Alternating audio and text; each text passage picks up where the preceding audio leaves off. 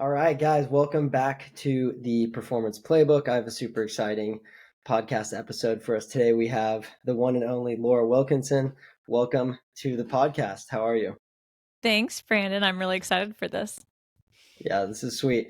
For those of you that don't know, it's probably my favorite women's diver ever. I think something that's kind of slept on and is so interesting. I don't feel like it's talked about enough, but to watch your progression of your dives from the list that you had traveling all the way towards the end of your career was incredible to me. I Thanks. think that was one of my favorite pieces to look back because we have a lot of diving pools. For the people that don't know, we have like these big archives of dives, and you can scroll back and see a bunch of Laura's old dives and watch her progress over time. And that kind of like leads me into my first idea is how were you able to mentally take on that challenge of not only being probably the first woman to do most of these dives or at least compete them consistently? What was that mental piece for you that pushed you into that? Well, I mean, back in my day, back in the 90s, I'm going to age myself a little bit here. I was starting to play with some of the harder dives because a lot of people were just doing 2.5s on 10-meter back then.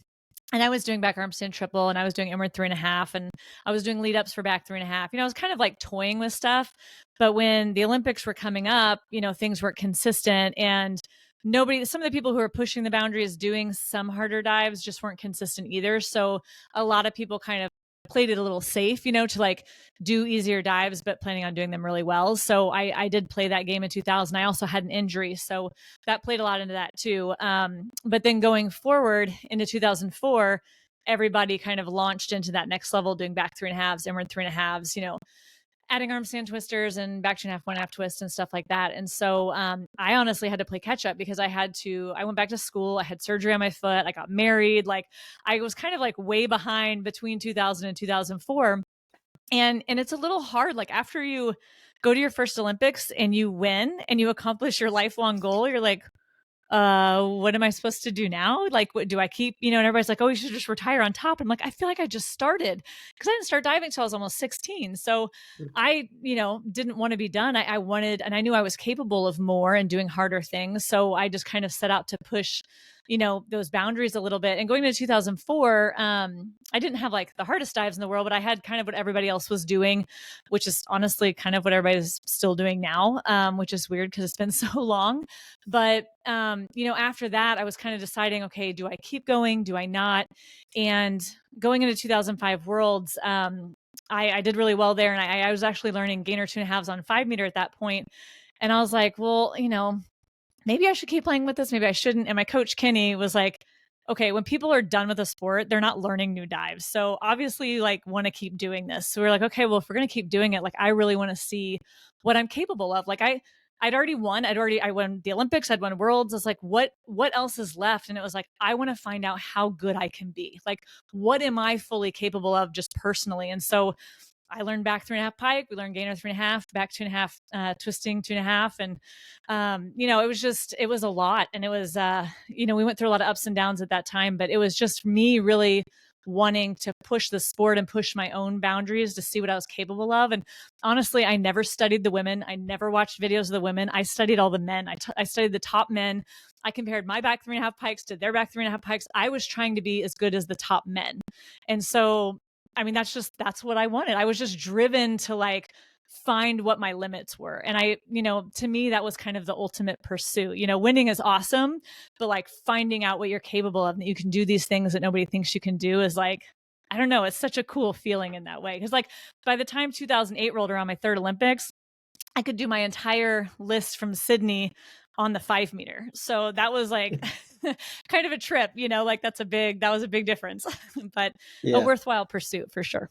yeah. I think it's I think it's kind of it's crazy to think that you had at one point probably one of the biggest lists between men and women. I mean, you did have the back 3.5 pike, you had the back 2.5, 2.5, and you saw at that point most of the men didn't even have that big of a list. Mm-hmm. Was that kind of a weird mental piece for you? Like, is it? I mean, it was probably like really exciting and really cool to be like, yo, like, you know, I'm pushing the boundaries for the men and women. Like, was there a cool mental piece to that for you?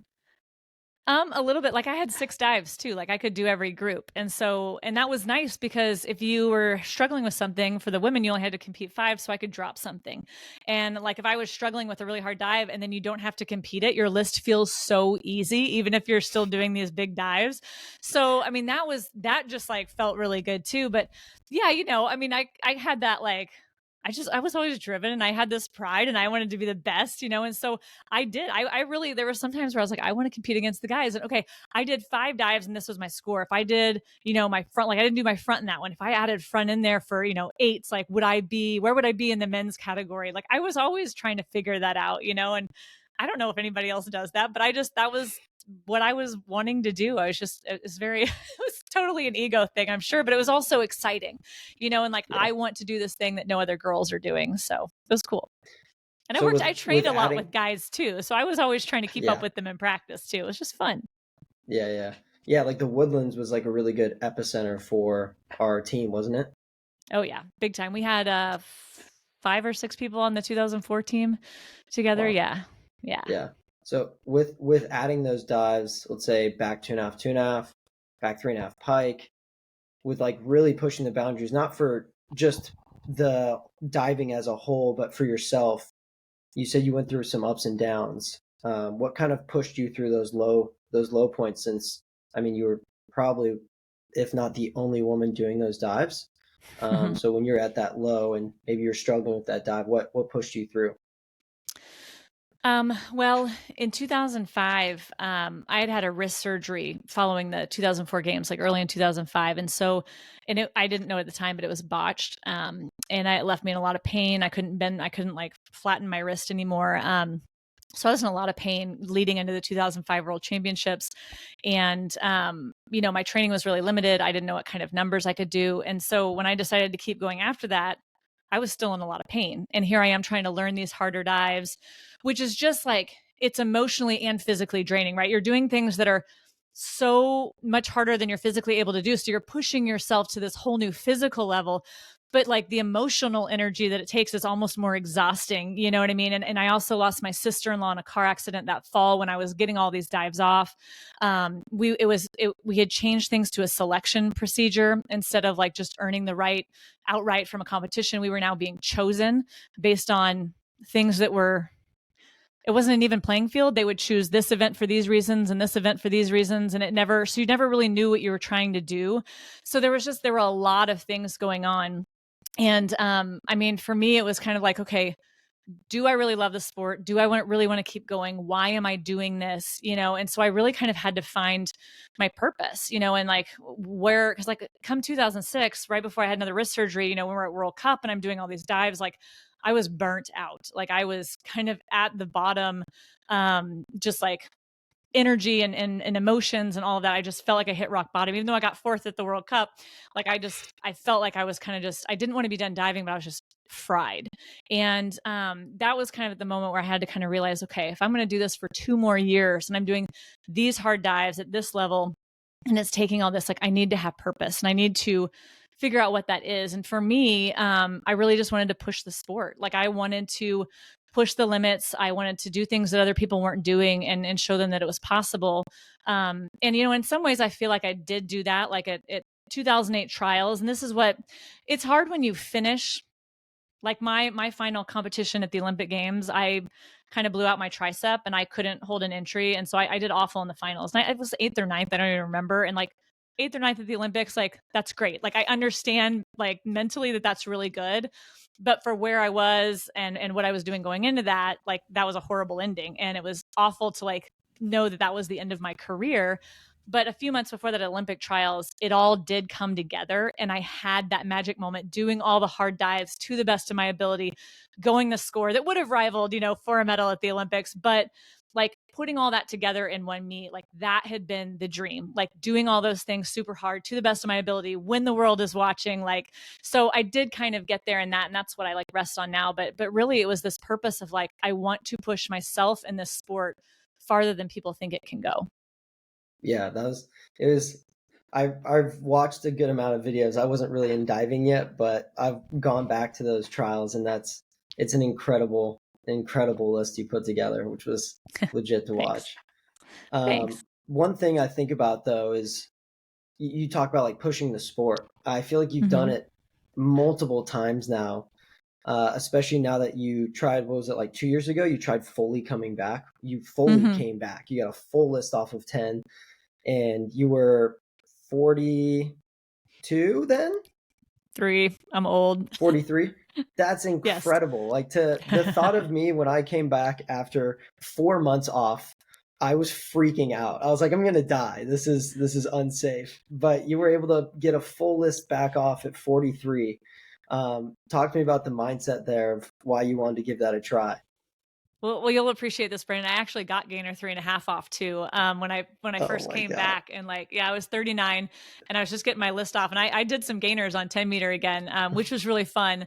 But like that like coming back, was so hard, and it wasn't because it was all just physically hard. Like once I got back in the shape, I mean, I showed up and got second at nationals, and it's my first competition, and they were asking me to go to World Series, to dive synchro with some people, and I was super excited. But then we had trouble bringing our daughter home from Ethiopia, and so like diving had Mm, to take a back seat. We had a lot of struggles with that. It took us quite some time to get her home.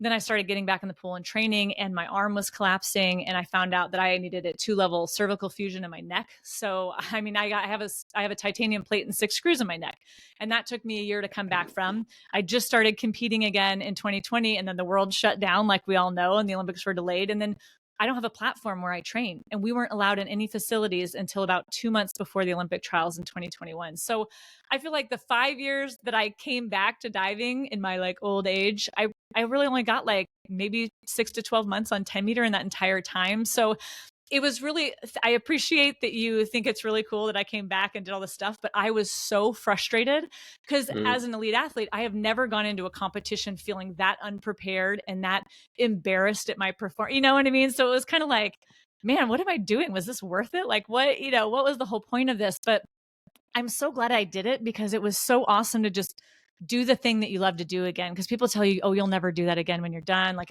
like, I hope you enjoyed it. Like, that's it. But I missed it. And it was so fun to just fly again. And so it really reminds you that, like, just love what you do. Like, that's the whole point of sport, right? Is it worth the blood, sweat, and tears? Like, do you love it? What are you doing with it? And so I'm still glad I did it because it's my heart. I feel like it's an act of worship when I'm up there on 10 meter doing what I feel like I was made to do. yeah. It's super inspiring because you hear that line all the time of, well, like you're kind of getting old, or you're peaking out. Also, it's like, oh, well, I'm too old to do those things. That's for someone that's way younger. And Mm-hmm. again, it's like you prove that completely wrong. And at some point, it's, again, I feel like I keep hitting the same topic within a lot of these podcasts, but it all goes back to your mind. Like, Mm-hmm. your body wasn't there, you got it back into shape, which probably took some time. It was hard, but that's fine. You know how to grind. And then it was just basically about just getting your mind in the right spot to do what you need to do. I Mm-hmm. think that's super inspiring because, I mean, take it on a smaller scale of people that don't think they can do, rec sports because they're too old. And so it Mm-hmm. just goes back to that mindset of just, it's like self defeating all the time. Like, you just need to Totally. like flip that off and just go, I can do this. Well, and it's twofold. Like, I was told I was too old at 15 to start a new sport. So people have been telling me I'm too old my entire life. So that was like not new information for me when people told me that at 15, at 22, at 30, and at 39 and at 43. Like, I've been told that my whole life. So I have just kind of learned to choose to listen to who I want to listen to, and people often tell you those things because that's their own fears coming out. So like, other people's opinions don't have to define you. So but that's something you have to know, because it's really easy to be swayed by other people's opinions when you don't have that confidence. Because I mean, and I have a super low self-esteem sometimes, but I have learned to choose like when to listen to people and when not to. But as far as like getting older and having a hard time getting in shape, it has been really, since I hung up the suit after the trials in 2021, it has been hard for me to like be consistent at working out. And yes, I am more achy now when I do things because I'm not consistent. The times that I am consistent working out, I feel great. even though I'm older now than I was a couple years ago. So it's really just about, like you said, what you're doing. If you're up and doing it all the time, you're going to feel much better. Like my friends that don't work out at all, yeah, they're achy most of the time. It's hard to get out of bed sometimes in the morning, but when you're active and fit, like you'll be good even into your old age. I mean, I saw a Yeah. 74-year-old woman who just started lifting weights at 74 and she got ripped. At like Yeah. by 76, the woman was ripped. So it's never too late. You're never too old. Yeah. The body adapts, the mind follows along. Yeah, I love that. It's Mm-hmm. funny you brought that up. I looked that up because I was like, how many world champs has she won World Cup? I was like, I gotta double check this. But this popped up was what you just said, your high school team, like you got kicked off because you were too Mm-hmm. old, and then you got Well, told you were a yeah, waste of space. I was a waste of space there. I was on the dance team that my The freshman year dance in high team. school, and she told me I was too old to start a new sport. And I was like, I just started this one last year. I'm not sure how I'm too old now, but yeah. So, people always tell you stupid things, but you don't have to believe them. Yeah. Well, I think that's just kind of, especially with, again, what you were able to do with stuff like that. I feel like there's a lot of people that have run into issues like that. How would you advise someone that maybe is consistently getting, pretty defeating things like that thrown at them all the time? Like, were you able to use that to your advantage? Did you just ignore it? Like, how did you let that benefit you instead of just kind of like tear you down? Well, all the things. I mean, we're all emotional and you're going to experience all the emotions, but I also surrounded myself with really good people. Like my coach, Kenny, was amazing. My club coach. He always like believed in what I wanted to do and never laughed at my big dreams or my big goals and just said, okay, well, if that's what you want to do, like this is what we have to do in order to reach that.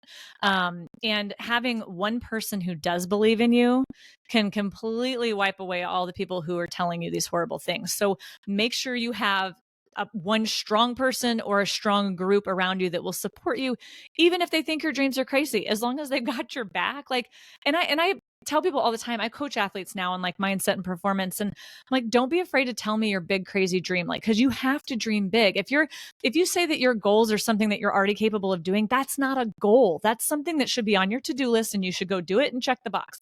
A goal is supposed to be something that you can't currently do, that you have to grow and change and stretch to achieve. So it's okay to dream big. Like you have to. And you might get that goal. You might not. You may miss it, but you're going to be a whole lot closer than if you don't try at all or you like set your bar way down here. Like we are capable of so much more than we think we are. We're just afraid to push that box because we're afraid to fail.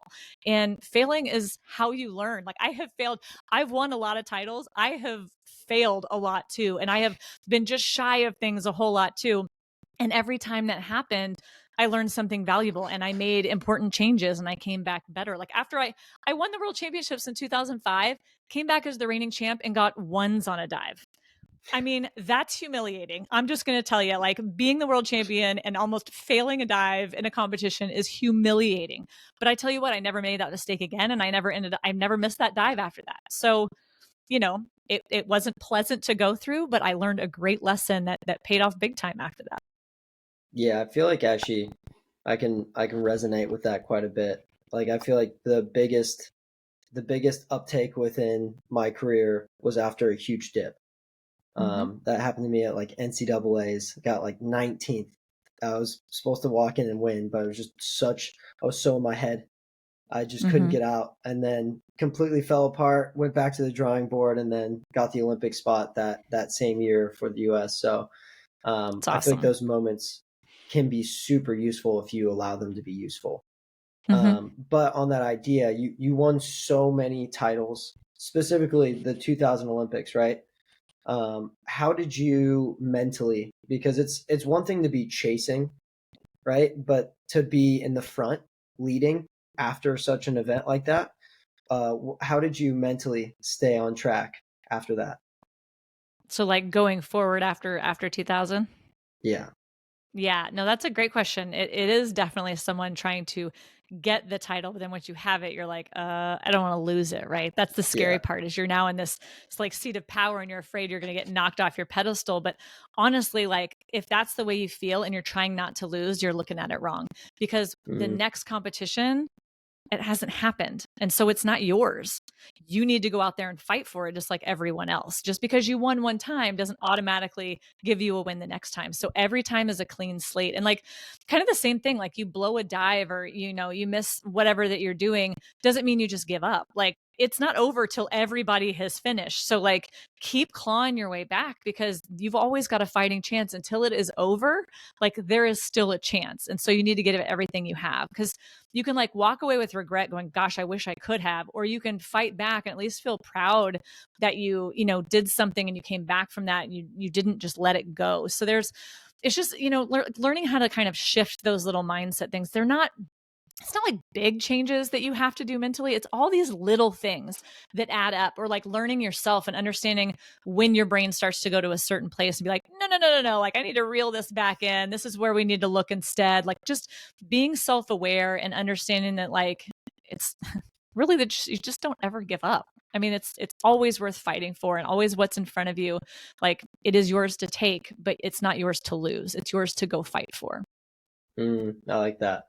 Hmm. Well, so with that mindset, since you're so in tune with these things, and you're coaching a lot of athletes and you're helping them with that mindset, have you been able to learn from a lot of these athletes and these kids that you're actually trying to help? Like, do you think there's some little pieces you were missing until you actually started coaching and helping out? Well, for sure, because coaching makes you see things a little bit differently, right? And it also shows you if you really know it, because like when you can teach something to someone, then you really know it, right? Because I'm Mm, telling you all these great things, but it's not like I left 2000 and suddenly had this amazing attitude and knew exactly how to walk into the next Olympic Games. Like it's because the next year I went into a meet and I was terrified to go to nationals because my last competition, I was the Olympic champion and I was totally unprepared going into this nationals. And then I got fifth, which was like mm, super embarrassing.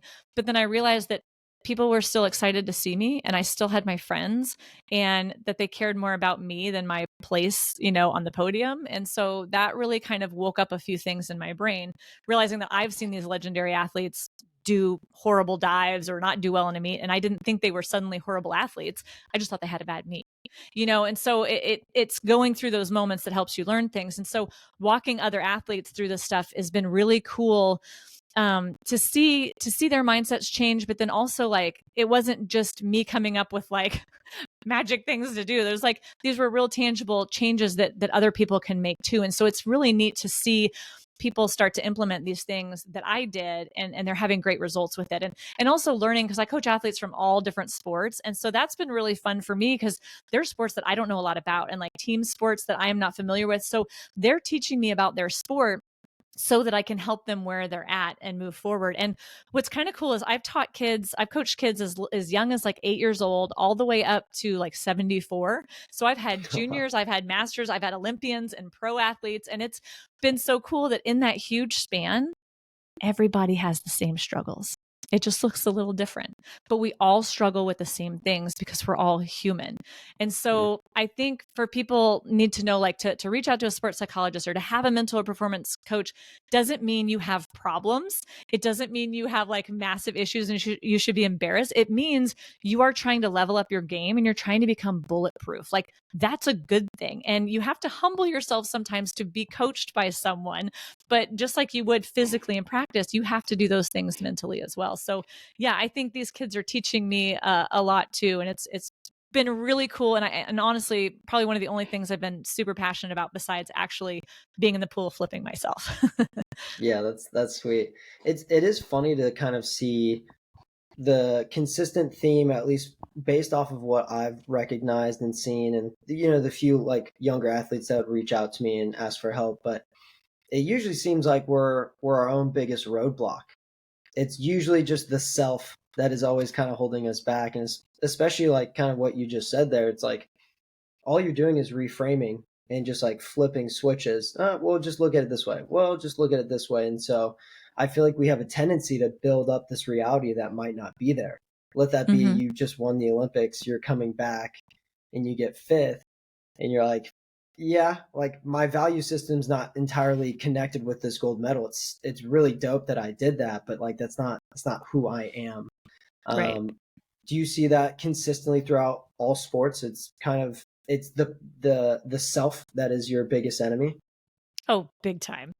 Big time. And I think for a lot of people too, like some people just aren't very self-aware either. They don't realize what's going on in their head, or they think it's coming from other sources, or they're pointing fingers instead of like looking and evaluating what they're telling themselves and how they're handling situations. So a lot of what I do is helping people realize how they're processing things. And then once you kind of figure out how to recognize what's going on, then you can start to make those changes, you know. And for a lot of people, I mean, depending on whatever it is, if it's fear, if it's trying to learn how to make concrete goals, like if it's visualizing, whatever it is, it's taking this thing that may seem so big and abstract and like breaking it down into really small, just doable things. And so, like, you think, oh my gosh, I need to do all this stuff. It needs to be all great. It's like, no, just start with this one thing and just do this little thing to start, just this one step. And if you start there, then you can take the next step, then the next step. And as long as you're doing it consistently, all those small little steps like make a huge difference. Yeah. Yeah, I mean, it's kind of beautiful too. I'm assuming you've been able to not only kind of give all these lessons to your kids, but see the beautiful connect between sport and just, I guess, real life too. I mean, the same thing with like starting a business and doing all these things. I mean, I Mm-hmm. kind of had to run through that same thing starting a small business. It's feeling that like, oh, there's so much to do, but if you just start snapping it off into little pieces, it actually starts to Mm-hmm. get pretty palatable, and you can actually like dive into it properly. Have you been able Yeah. to instill most of this information into your kids and help them with the mentality? It's like even dealing with other kids at school. If you think about it that way, Mm-hmm. it all kind of comes back to you. Well, how did I react in this situation? Have you been Mm-hmm. able to work Well, with and that with your we kids? all have different personalities too. So I can't just teach people how I would do it, because some people Mm, are wired so different from me. And so they're going to handle things way different. So it's really kind of teaching them how they can best handle their situations and walk through things, you know? And so, and that's kind of, again, back to that self-awareness and that self-assessment, and getting to know people. And it's hard because there's no like, perfect formula. Like I've heard so many coaches say, well, if you do A and B, you will get C. And it's like, that's not even the right formula. Like you're missing half the equation here and you have no idea what the outcome is even going to be. So, you know, it's kind of a funny thing, but as I've started my own business, I have been trying to implement the stuff I learned in my sport and the things I'm teaching people into my business, because I forget sometimes. Like, isn't it funny? We get in our wheelhouse and we know it really well there, but to take those lessons like out of the pool or out of the gym and put them over here, it's sometimes a little challenging. But I love the stuff we learn in sport because I feel like it's so much more black and white. And so it helps me sometimes apply it in the other sections of life that maybe sometimes seem a little more gray, you know? yeah, yeah, it's beautiful. And it tacks back, and this was kind of one of my questions. I now that you came back at an older age and you've been able to go through such a long and incredible career, um, were you able to find any connections between motherhood and athletics? Oh, big time. Yeah. Yeah, I mean, motherhood's a lot more draining than athletics, that's for sure. You don't, the recovery thing like never happens, you know, it's because it's 24/7 kind of gig. So it's like sports, but with no breaks and no recovery time. Because your recovery time, you're usually like, you know, got 3, 4 kids on top of you or something, or wanting you to play with them because now it's their time. Um, but one of the coolest things is like actually during COVID, it was really hard when we were sent home and I had mats to do flips at the house, and the kids were like all up in my business, like trying to flip with me. And I'm like, oh no, I'm trying to do this. And because I was used to going out of the house to do my thing in the gym where I could get everything done. And here I am trying to do it with these 4 little people, like trying to be right on top of me in every moment. And I was going crazy. And I had to take them and be like, nothing is happening. The Olympics are happening this summer. Like nothing is happening for a long time. Things are still closed. Like let them be a part of this, you know? And so Mhm. when I had to like take the back seat and be like, okay, let mommy do 3 and then you guys can have a turn, then I'll do, you know, and so we learned how to take turns and they could be part of it with me. And they started to see what I was doing, that I didn't just go off for the day and do these things and magically be good. They saw how much I had to work, that I was putting 6, 8 hours in at home. You know, I was sweating up in the game room, you know, doing virtual workouts. We're flipping in the backyard or in the garage. We're doing pull-ups. We're doing all these things. And they got to be part of it with me. They'd be doing, I got a sidewalk on the side of our house, and I was always doing plyometrics and sprints and jumping stuff down the sidewalk, and my kids started to join me, and the next thing I know, I've got like 3 other neighbor kids that are like joining in. So we've got like this whole train of like me and all these kids jumping down the sidewalk, and I was like, this is awesome, and they just thought it was fun and silly. But like I'm hoping, in the future they're going to look back at some of that stuff and realize, what it took. As my oldest is in volleyball now, like I see this passion, like this drive in her, starting to like kind of wake up, and I'm excited to watch her process that. But it's hard being in the mom position, because I also want to back off and let it be her journey, because I've always got parents coming to me going, how do I make them passionate? How do I motivate them? And I'm like, you can't. Like, that's not your job. Your job is just to be there with open arms for them. They have to fall down and realize if they want to get back up or not. Like, and as a mom, like that's really hard, because you want so much for your kids. So to know that like I'm watching my kid and I'm just back here. I'm trying to just be quiet and just listen and just encourage when I can, and just, what does coach say about that? And it's a totally different road being on the mom side. But I have to think, okay, well, what would I tell my athletes? What would I tell me back in the day? So it's definitely a full circle here. Yeah. Yeah, it's interesting too to see, because especially from your side, right? Like, you were such a high performing athlete. You see a lot of parents like almost like literally putting their hands within their kids' athletics, and it's from my side. I'm obviously not a parent, and so like I don't what is the right way? Do you see a better path for a parent? Is it to be completely pulled away, or can you have a little bit of your hand in there but be fairly neutral? It sounds like you want to be. I don't know. Again, it's the parent's personality, but I think the Mm, more hands off, the better. If as long as you trust the coach. I know some sports have coaches that are just other parents, so that might be a different situation. But when you're in a sport where you have a professional coach and that is their job, like you have to trust that coach. If you don't trust that coach, maybe you shouldn't be at that club or on that team. mm, And so you have to let them do their job. And the kids, and this is what kills me talking to some of the parents now, is they're like, so you're saying I shouldn't tell my kid all the things he did wrong when he was on the baseball field? And I'm like, nope. Like he knows, like he's well aware of the mistakes he made, but it's like, you have to let them process that. You have to be available to them, but you got to let them process it, be there to remind them of commitments, encourage them when they're down, like those kind of things, and remind them like why they're doing it. But otherwise, it's like, I mean, how does a kid learn to walk? They fall down and they have to figure out how to get back up. Like they have to keep trying. And that's where the motivation and the drive comes from. Like it comes from the people who have to get back up, and they have to decide if it's worth getting back up to them. And you may have a kid who's really talented that decides they don't care, they don't want it, but they might find something else that is. Because that's hard too, because sometimes kids are really talented for certain sports, but that's not their passion. Like my mm. my oldest is very much wired like me, and she was great at diving and great at gymnastics, but she didn't want to do it. She wanted a team sport. She's very social, and so she has found volleyball, and like that's her thing, and that's totally out of my wheelhouse, which I'm kind of thankful for. It's a little easier for me to sit back and watch a little more neutrally. But there are parents that also don't know volleyball like me that are screaming at their kids during practices, during games, and it's like, are you kidding me? Like, just back off. My kid's on that team too. Yeah.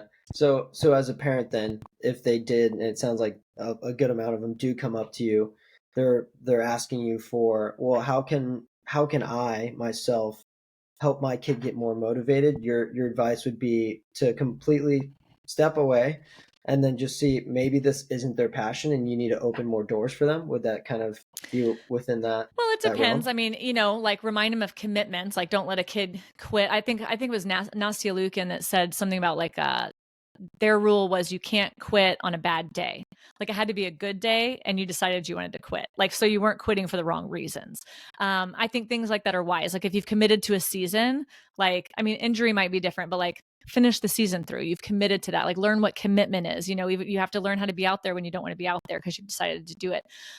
So, make sure they're making good choices, but yeah, like kids have to sometimes fall down, and you just need to be there, like to be there to comfort them if they need it, or be a shoulder to cry on, or let them have space. Sometimes, especially as they get to that tween and teen stage, sometimes they need space to process on their own. Maybe encourage them to write stuff down. I think journaling, even if it's not like massive writing, because I know not a lot of people like to write, but like even if it's just bullet points on good and bad days, to kind of see how you're processing things, see what affects you, both good and bad. You can always look back on that and learn from that. And that's sometimes sometimes helpful when a kid isn't sure like how things are going and what they want to do. Yeah. Yeah, I think that Mm-hmm. was kind of a similar process to me. Like, loved gymnastics was fun, but like that overall taxing, and then kind of, at least back then for me, the environment was kind of too competitive within my own Mm-hmm. team. And so Ah. it just felt like combative all the time. And like Mm-hmm. my parents really wanted me to stay, but like I tried diving and like actually seemed like I had some talent there. It wasn't as much as gymnastics, but they're like, hey, I mean, if you can't stand this, like I'm not going to force you to stay here.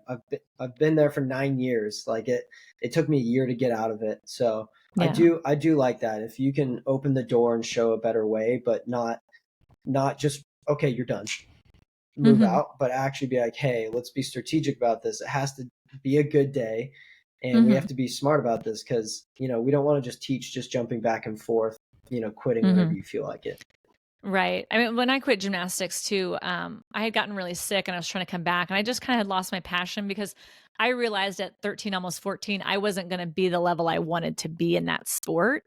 But my whole thing was like, well, I got to go find a sport that I can be then. Like, so I set out to try a bunch of other sports, but I still loved gymnastics. So what I did was I just kept doing a tumbling class because that was what I loved the most. So that Yeah. way I was still kind of touching base and still doing it, but yet I was getting to try track and softball and tennis and, all these other things that I was good at, but I just didn't really care for as much because it wasn't flipping. Like I missed the acrobatics. So finding diving, there was that, kind of instant connection for me, gymnastics into water, and apparently I wasn't a very good gymnast because landing on my head was a really easy transition for me. I don't know about you, but yeah, I think it's great. Like honor the commitments, but keep that door open. I think that's really wise. Because Mm. you want your kid to find the thing that they're created to do, not what you think they're created to do. Sometimes that's two different things, and that's hard. That's hard for us parents to admit sometimes. Yeah, yeah. Okay, I have a fun scenario that I want to walk you through, and then I kind of want to get your advice, because there might Okay. be an athlete out there that is struggling with this pretty similar situation. And I feel like it's actually a fairly unique story, and this is what happened to me. But when I first started diving, it was petrifying for me, because gymnastics, you're on the high bar, like that's the highest I'm going, like it's not that much Mm-hmm. higher. And so working my way back into something that's fairly different but similar, I had a lot of fear pick up. And the Mm-hmm. springboard wasn't bad, but like the coaches knew that's not where I should be. Like it was on the platform, but I was petrified to jump off. And so it it took me about a year and a half to 2 years to literally jump off 10 meter. I would crawl to the edge, like even holding on the railing, and then right as I got on the 10 meter, not even close to the edge, I would drop and I would go on my knees. And Mm. they tried a lot of like external things, right? Like, hey, like, we're gonna bring your brother. My older brother still holds this over my head, which he loves, but he jumped off 10 meter before me. Mm. And I'm struggling. Just I would walk up. I got more confident to crawl to the end, and then scoot away and run away. And then the only thing eventually that that got me to get off 10 meter was going to Six Flags and going on the ride Goliath, which has like a 220-foot drop.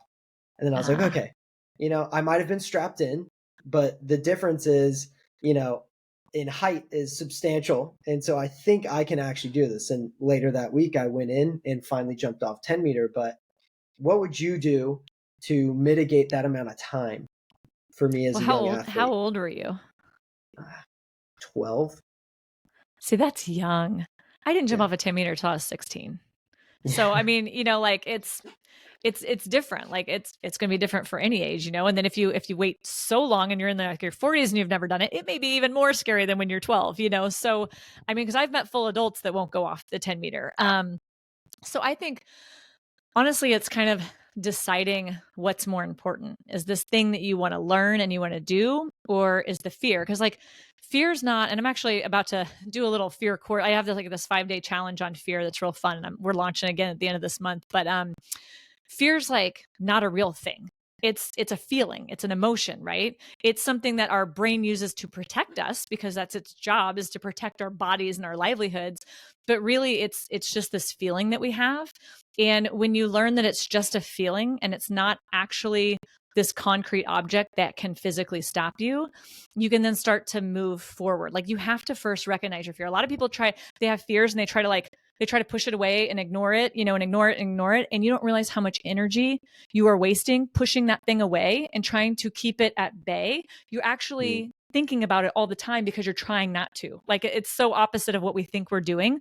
But if you can just like pull around in front of you like it's some balloon and actually face it, you actually have the power to like take the air out of it. So when you start addressing your fear and, okay, what am I scared that's going to happen? Am I afraid I'm going to smack? Am I afraid I'm going to hit the platform? Am I afraid I'm going to embarrass myself? Like, what am I actually afraid of here? Because sometimes we don't even know what it is that we're afraid of. Like, yeah, it's scary to jump off 10 meter, but why are we scared? Like, which aspect of that is bothering us? Is it all my teammates down there and I don't want to like chicken out in front of them? Is it the pain? Is it the unknown? Like, what is actually scary? So when we can actually figure out what those fears are and you can address them, then it's a lot easier to start to overcome. And then again, it's self-talk and those things that we do as well. But it's not ignoring it. You have to start facing it. And that doesn't mean you jump off the 10 meter right away. It means you start thinking in a safe place on your bed somewhere. Like you have to think about what you're actually afraid of.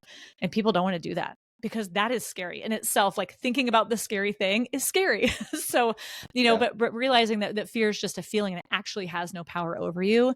When you realize that, that's freedom. Oh my goodness, it's so freeing, and then you're finally doing that thing that you were so terrified of. There's like no better feeling on earth than that right there. Yeah. Yeah, I think it was interesting for me because now getting into, substantially later in my career, I started running into that issue again. And there were some dives that were just producing so much fear for me. And at one point, I just had to walk it back. I was like, what can I do to get back to when I first started diving with Janet at Mission Viejo? And the flip to it was that she scared me so much that 10 meter wasn't as scary. And like, I genuinely mean that. She terrified me and I love Janet. And it was actually like really good for me. And so I actually ran into, this new issue when I got to Purdue was Adam's like a teddy bear. Like I could yell at him and he would be like, come here, I'll give you a hug. Like I didn't have that same driving force behind me that I was used to because it took me about 2 years. And then I went to Mission Viejo around 14.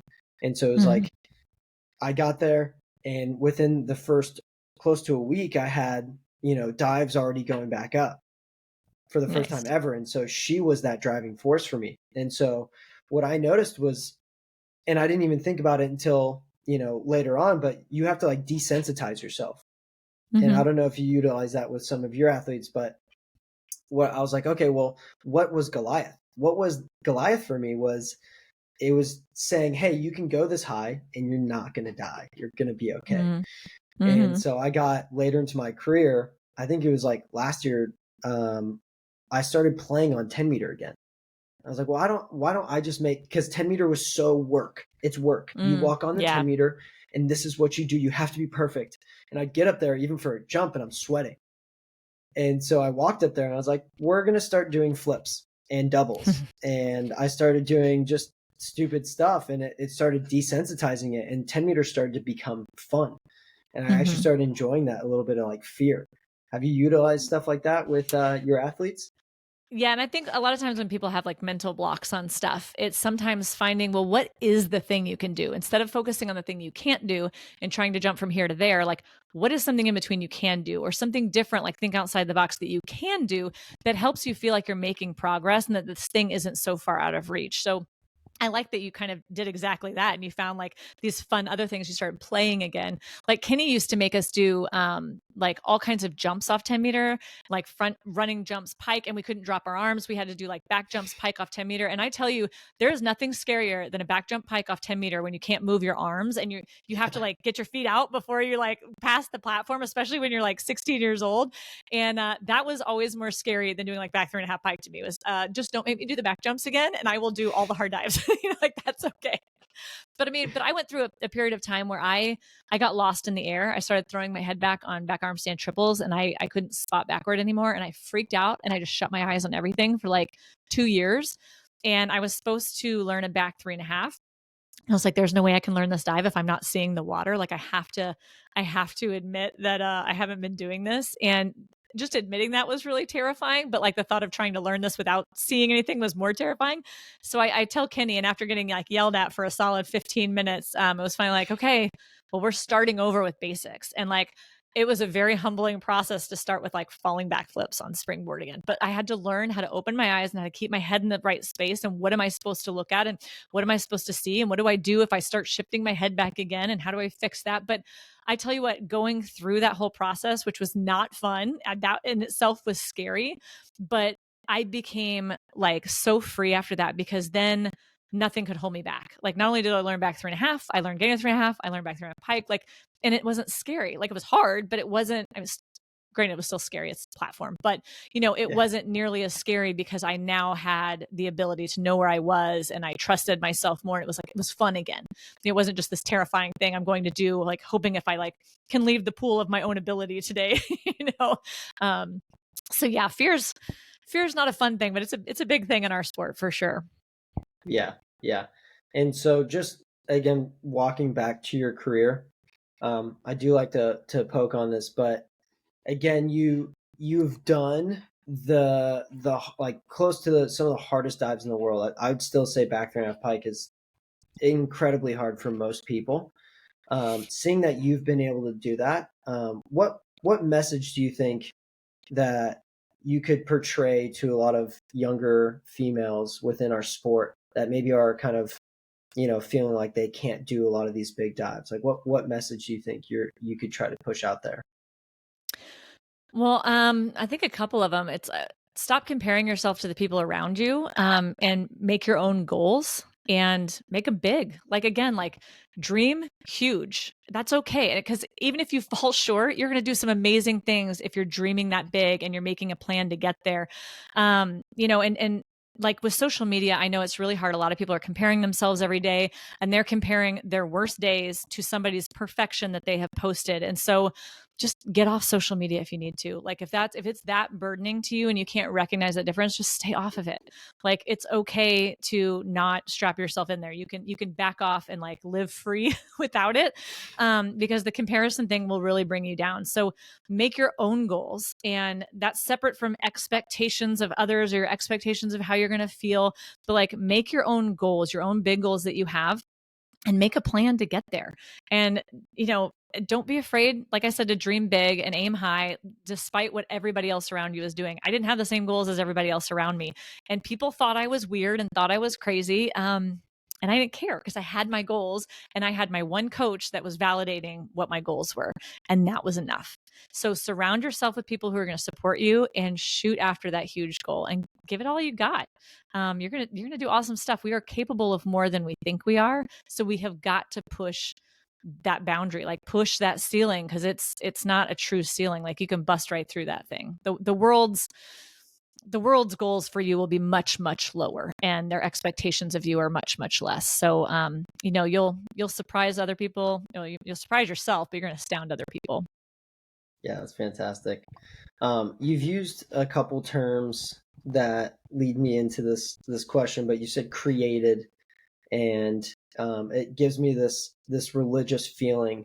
And I know you're pretty outspoken with your faith. And I think it's always interesting to see comparisons and looking at people that don't are either like not outspoken or just don't follow anything versus athletes that do. And sometimes I kind of get to look at Bedaya too within his career in steel, and there's almost a release of control. Mm-hmm. Could you speak into that and talk about how your faith has played into your athletics? Oh, for sure. It's everything. I mean, my whole walk with Jesus was because of diving. Like, I thought my life was going to be over in the middle of a diving meet, and I this is my first time I ever like repented and said, I really want to live for you. Like, I've taken control of my life and I've ruined everything. And that was the first time I really let go and trusted God with the outcome, even though I literally didn't think I was going to survive. It was the time I was lost on everything. I was terrified. And we were at a big meet. It was the Goodwill Games. Those were all the top people in the world were invited. And there was 3,000 people in the stands, the biggest competition I've ever been to. It was live on television. And I was like, I'm literally going to die here. And I just let go and I trusted him in that moment. And I ended up winning this meet that I had no business winning.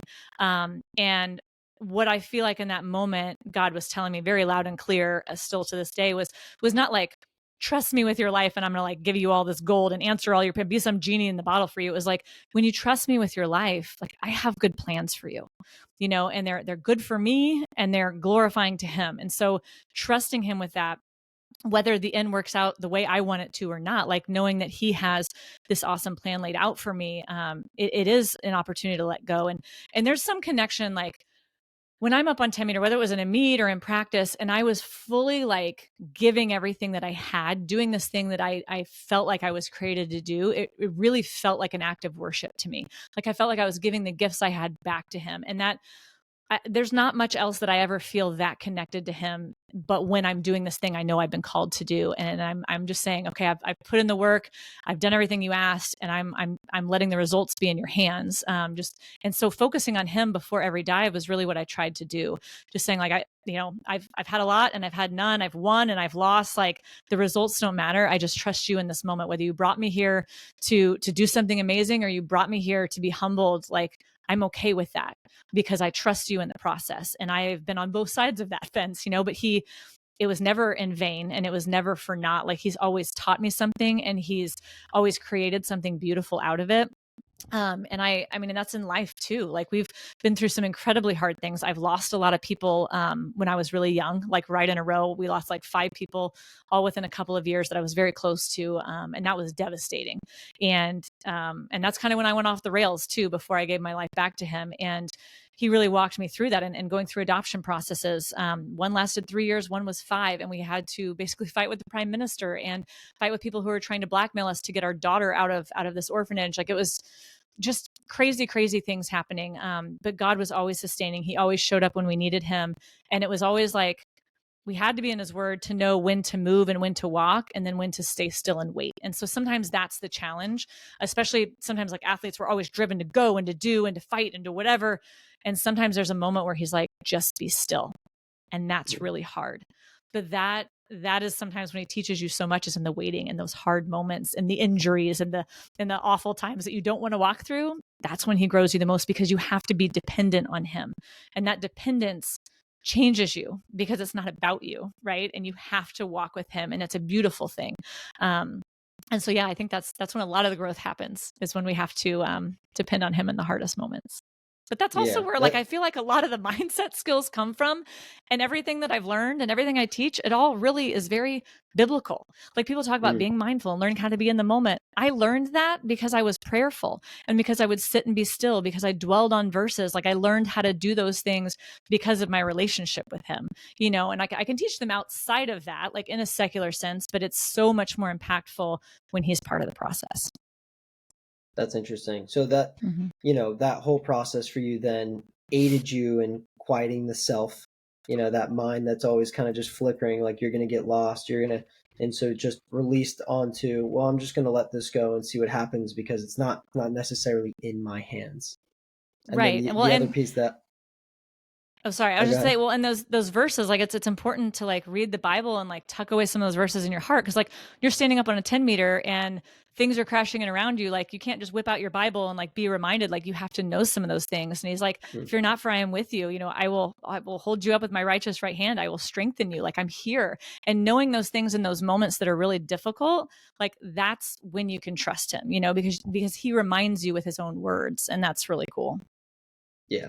And then it's the other piece I was going to tag on to is, it sounds like it at least aided you in also quieting the ego for most of your career. Because it's like, well, I won the Olympics, I've won world championships, World Cup, I'm me. Like you almost start to turn yourself into that God, but knowing that, those are just worldly things that, eventually might not mean anything based off of, your other true path.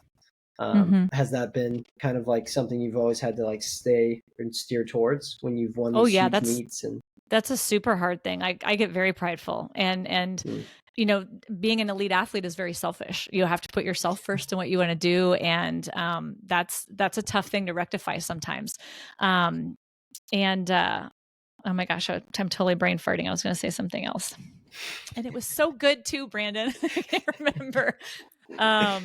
Yeah, no, it is a hard process to humble yourself sometimes when you're trying to do this thing you're so intent about and you want so badly.